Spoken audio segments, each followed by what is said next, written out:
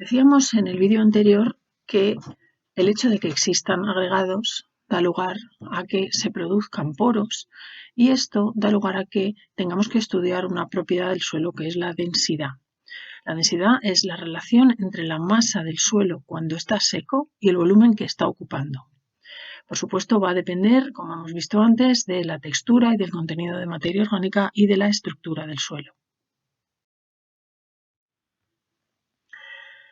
Vamos a ver primero el concepto de densidad real del suelo. Es la densidad de las partículas sólidas estimada de forma colectiva, excluyendo el volumen ocupado por los poros que hay entre las partículas. En este diagrama que vemos aquí debajo, a la izquierda estaría un suelo que está ocupando un volumen con toda su porosidad y sin embargo a la derecha hacemos una abstracción y pensamos que hemos compactado completamente el suelo y hemos separado en la parte de arriba los poros y en la parte de abajo el suelo completamente compactado. Pues bien, a la izquierda tenemos la densidad aparente y a la derecha tenemos cómo se divide esta materia en la parte de arriba, el espacio poroso, y en la parte de abajo, el material denso, la densidad real. Repito una vez más, la densidad real es la masa seca partido por el volumen sin considerar los poros. El valor de la densidad real es un valor bastante estable. La mayoría de los minerales arcillosos tienen densidades entre 2,65 y 2,70 gramos por centímetro cúbico, que es lo mismo que 2.650 kilos por metro cúbico o 2,65 toneladas por metro cúbico. Otros materiales como las rocas, basalto, granito, piedras areniscas tienen valores más elevados, muchas veces 3 y pico, o a veces algunas rocas un poco menos, 2,7, 2,3, dependiendo de la naturaleza de la roca y la porosidad que tengan. La piedra pómez, por ejemplo, es un caso extremo de baja densidad real que tiene valores de 0,5 gramos por centímetro cúbico. Y la materia orgánica tiene valores variables, pero que podemos considerar un valor medio de aproximadamente 0,2 gramos por centímetro cúbico. La densidad se mide a partir del peso y del volumen del fluido que puede ser desplazado al introducirlo en su seno. Es el principio que todos conocéis, el principio de Arquímedes. Aquí vemos, por ejemplo, que si introducimos cualquier objeto, una piedra o un trozo de suelo, un agregado, dentro de un líquido, el volumen que ha desplazado este agregado o este material es el volumen que ocupaba ese material. Y ya podemos calcular la densidad, es decir, el peso partido por el volumen. Dependiendo del líquido que estemos utilizando, vamos a estar considerando toda la porosidad o no la vamos a estar considerando. Vemos aquí, si se emplea petróleo o tolueno, el líquido puede penetrar en todos los poros y se puede calcular la densidad real. Para hacer la densidad en materiales pequeños como los agregados del suelo es necesario utilizar algunos aparatos un poco más específicos. Por ejemplo, un picnómetro que vemos aquí a la derecha en el que hay una medición milimétrica de cómo va subiendo el volumen cuando nosotros introducimos algún agregado dentro de este picnómetro. Para aclarar estos conceptos de densidad real y aparente, vamos a suponer que tenemos un picnómetro en el que utilizamos mercurio y otro en el que utilizamos un líquido apolar como puede ser el tolueno. Ya sabéis que el mercurio es un metal líquido a condiciones normales de presión y temperatura y es muy denso, tanto que no es capaz de entrar en el sistema poroso de nuestro agregado. Así que este agregado desplazará un volumen que incluye el suelo y los poros. Por lo tanto, cuando calculemos la relación masa seca-volumen, estaremos hablando de densidad aparente. Sin embargo, en el otro caso, cuando tenemos el picnómetro lleno de tolueno y introducimos este agregado, el tolueno va a penetrar dentro del espacio poroso, por lo tanto, eso no va a suponer un aumento de volumen. Imaginaros, por ejemplo, que estáis metiendo un globo lleno de aire en un cubo de agua. Os dais cuenta de que el espacio poroso sí que aumenta el volumen. Y entonces, en este caso de la derecha, que estamos utilizando el tolueno, como el tolueno está entrando dentro del sistema poroso, no va a suponer un incremento de volumen. Así que el volumen desplazado por este agregado se podrá adjudicar únicamente al suelo. Y por eso, cuando lo utilicemos para calcular la densidad, la relación masa-volumen será la densidad real. ¿Cómo podemos medir la densidad aparente en el campo? Esto ya lo hemos hecho en la excursión que hicimos hace unos pocos días y es un procedimiento de muestreo que consiste en tomar muestras inalteradas del suelo con un volumen conocido, con un cilindro. Nosotros excavamos el suelo y acotamos el suelo que hay exactamente en el volumen que nosotros estamos utilizando. Después llevamos esos suelos al laboratorio, los secamos y medimos ese peso seco con relación al volumen. Así tendremos los valores de densidad aparente. Como se ve aquí, el problema de la densidad aparente es que es muy dependiente de la pericia que tenga la persona a la hora de tomar la muestra. Si habéis hecho estas tomas de muestra en el campo, os daréis cuenta de que hay veces que puedes perder material o que estás compactando un poco. Por lo tanto, lo que es necesario es hacer muchas muestras y después sacar una media, como en casi todos los procedimientos científicos. Porque evidentemente en las muestras de los cilindros no pueden aplastarse, no pueden quedar huecos o no debe haber piedras en el cilindro, porque entonces lo que estamos midiendo es la densidad de una parte que no es suelo, que es una roca, que ya sabéis que tiene una densidad aparente mucho mayor.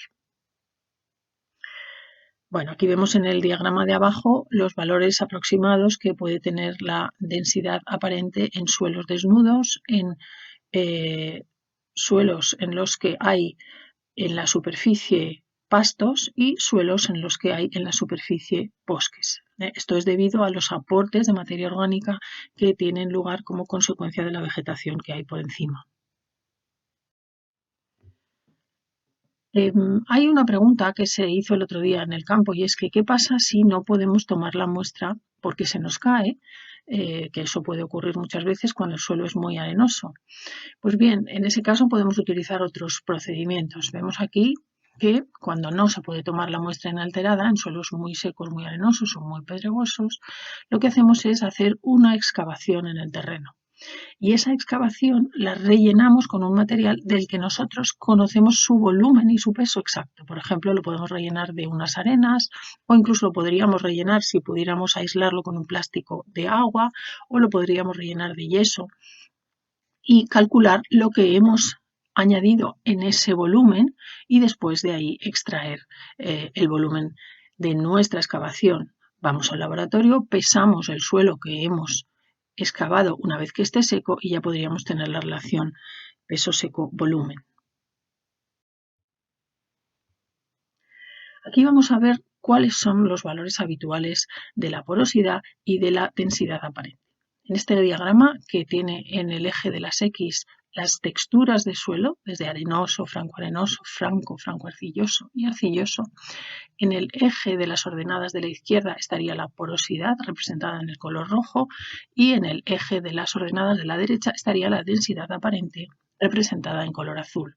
Como veis, a medida que cambia la textura, también cambia el concepto de porosidad y el de densidad aparente.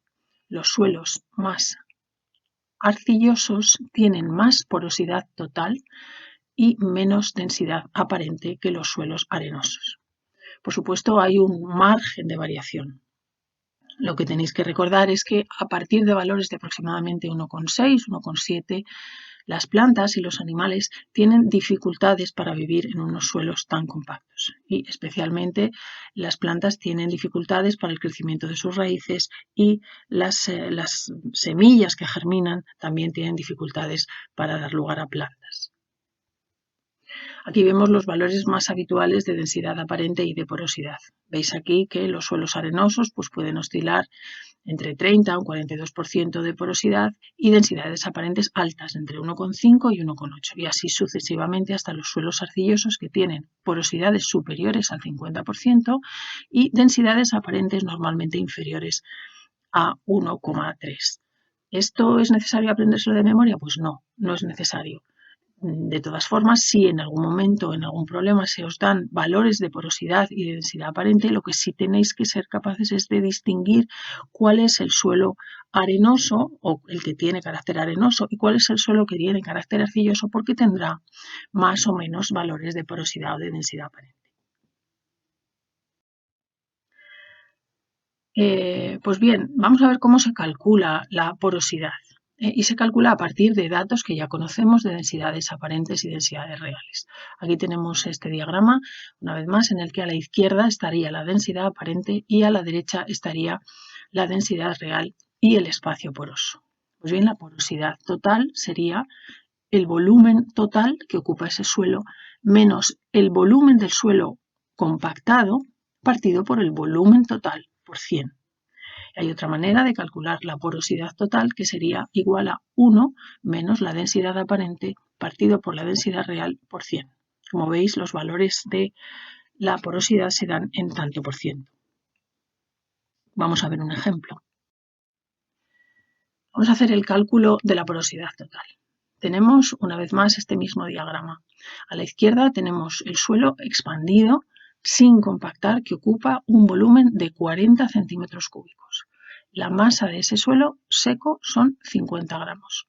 Y a la derecha hemos hecho ese ejercicio de compactación del suelo, de manera que la masa es la misma, el suelo aunque esté compactado pesa lo mismo, pero ahora mismo el volumen que ocupa es bastante menor, es 19 centímetros cúbicos. Pues bien, la densidad que considerase los datos de la izquierda sería la masa seca partido por el volumen, es decir, 50 gramos partido por 40 centímetros cúbicos. Y esto nos daría una densidad de 1,25 gramos por centímetro cúbico, que en este caso es la densidad aparente porque está considerando la porosidad. A la derecha, cuando nosotros hacemos esta relación masa seca-volumen, tenemos la misma masa, 50 gramos, pero el volumen es menor, 19 centímetros cúbicos. Por lo tanto, este cociente son 2,6 gramos por centímetro cúbico, es decir, la densidad real de este suelo. Nosotros podemos calcular en la izquierda la porosidad total, restando todo el volumen menos el volumen que ocupa el suelo compactado partido por el volumen total, sería un 52%. A la derecha podíamos calcular también la porosidad dividiendo 1 menos la densidad aparente partido por la densidad real, es decir, en este ejemplo 1 menos 1,25 partido por 2,6 y nos daría igualmente un 52%. Veis, por tanto, que hay dos maneras diferentes de calcular la porosidad a partir de los datos de volúmenes o a partir de los datos de densidades. La porosidad en números suele estar entre un 30 y un 60%, como hemos visto anteriormente. Los valores superiores al 50% en todos los suelos indican que hay unas buenas condiciones, porque hay unas buenas condiciones de aireación y de drenaje.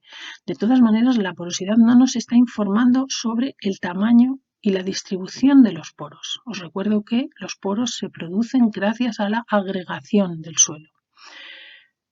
No todos son iguales los suelos pueden ser anisótropos, es decir, que en función de el sentido y la dirección en la que nosotros estemos midiendo, vamos a tener unos valores que pueden ir aumentando o pueden ir disminuyendo.